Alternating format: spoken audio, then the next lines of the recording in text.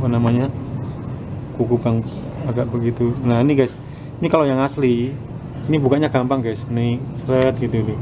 Tapi kalau yang palsu infonya agak agak lengket tuh, agak keras gitu atau agak tersendat-sendat. Nih lihat nih gampang nih ya.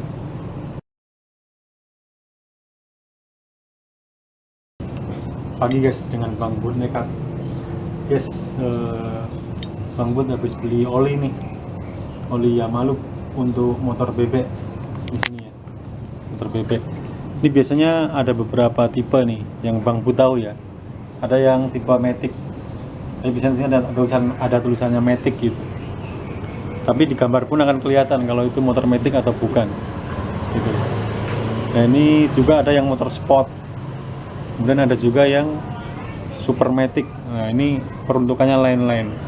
Nanti kalau misalnya kamu bingung ya tanya aja ke penjualnya kan, kalau yang untuk BB atau untuk Matic yang mana. Nah di sini guys, ini ada tulisan 0,8 liter. Ini tolong dilihat di bak mesinnya. Biasanya ada 800 gitu kan, 800 ml atau apa ya gitu ya, atau yang 1 liter. Jangan sampai kita kapasitas bak oli kita 0,8 liter, kita isi yang 1 liter. Tolong diperhatiin ya.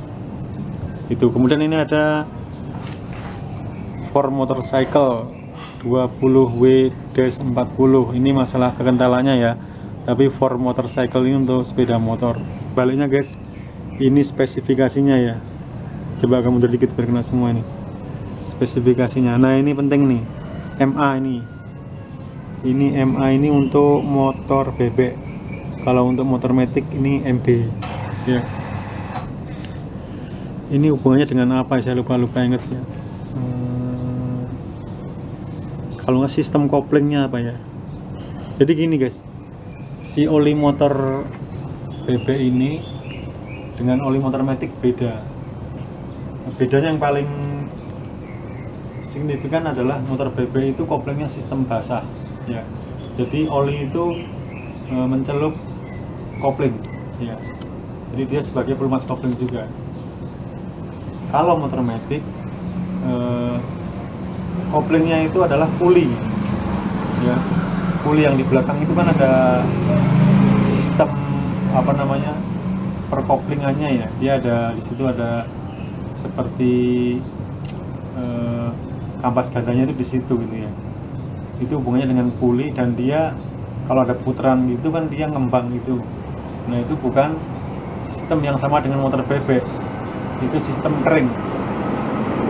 Jadi kalau ini guys, kalau oli motor Matic kamu pakai ke oli bebek itu bahaya guys, karena peruntukannya bukan untuk nyelup si kopling basahnya motor bebek. Bisa-bisa nanti selip, atau dalam posisi yang terburuknya oli bisa habis karena olinya mungkin nggak tahan panas gitu ya. Secara spek Bang Bud kurang begitu paham, tapi pemahaman Bang Bud seperti itu. Tapi bisa jadi yang oli bebek ya kan ya, itu kan untuk nyelup ya, kemudian kita pakaikan di Matic, kemungkinan nggak masalah karena dia nggak berhubungan dengan kopling ya, dengan mesin-mesinnya aja.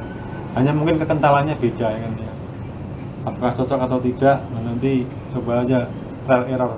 Tapi kadang-kadang gitu Bang Bud, yang bebek kadang-kadang kalau kepepet saya pakein di Matic, tapi yang oli Matic saya nggak berani pakai untuk yang motor bebek gitu guys.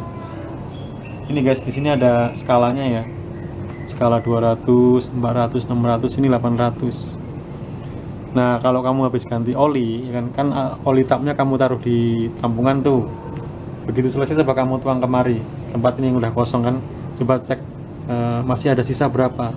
Kalau misalnya sisa tinggal segini 500, wah berarti yang 300 kebakar tuh.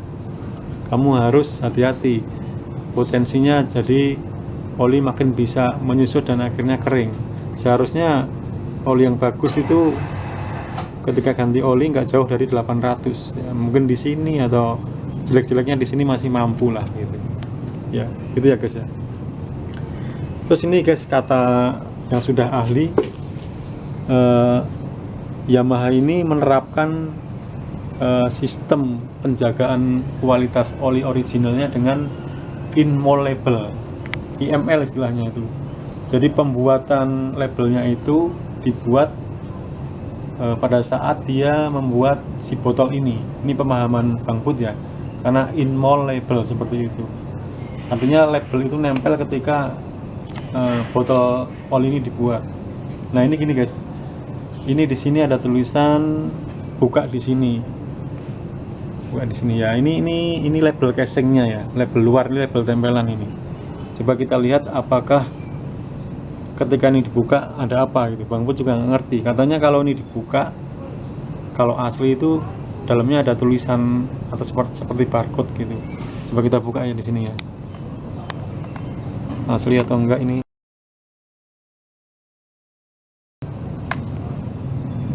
Ini apa namanya? Kuku Bang agak begitu. Nah ini guys, ini kalau yang asli ini bukanya gampang guys, nih seret gitu nih. Tapi kalau yang palsu infonya agak lengket loh, agak keras gitu atau agak tersendat-sendat. Nih lihat nih gampang nih ya. Nah ini buka, nah, ya kan.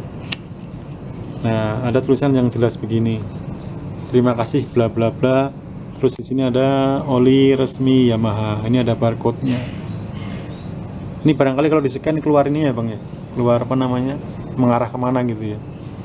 Ini si kameramennya dia tukang IT tapi nggak suka motor dia. Tapi masalah-masalah gini mudeng. Tapi Bang Put mau nyekan belum siap nih guys. Kapan-kapan aja ya. Ini infonya yang asli itu tahan gores nih di barcode-nya ini nih. Bener nggak nih? Wah ini guys, tapi ini barcode-nya sepertinya nggak rusak guys. Barcode-nya nggak rusak, artinya ini asli guys. Ini kan, ini tahunnya nanti harus dicek dengan itu barcode, membaca barcode itu namanya apa Bang? Barcode apa namanya? Barcode scanner ya. Ini oke nih guys. Oke. Yang jelas ini Bang Put beli di agen resmi nih guys. Dan ini ditempel lagi udah nggak bisa guys. Nah, nggak bisa ya, seperti itu.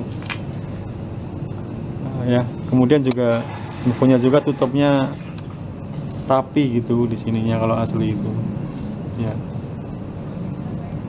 Ya minimal kita tahu inilah guys, tahu ciri-ciri fisik luarnya ya kan, sehingga kalau kita beli nggak nol amat gitu pengetahuan kita terhadap oli yang kita beli ini. Kira-kira seperti itu guys. Kalau ini apa nih? Illegal copy shall be punished by law. Jadi kalau membuat sesuatu yang ilegal, katakan yang palsu gitu, bisa dikenakan sanksi hukum. Ini terjemahan bebas gaya Bang Put guys. Kelihatan kan ini? Ya enggak, mungkin kamu lebih pintar dari Bang Put guys. Ya minimal tahu dikit-dikit lah gitu. Oke, kalau ini kayaknya ininya ya, kode produksi atau lot produksinya ya. Baik itu guys, kira-kira yang perlu Bang Put sharingkan mengenai oli yang barusan Bang Put beli ya. Tapi ini asli guys, Bang Put punya keyakinan karena ini belinya di agen resmi ini ya. Harganya kemarin berapa ya? Sekitar 40 atau 45 ribu lupa saya, sekitar segitulah gitu ya.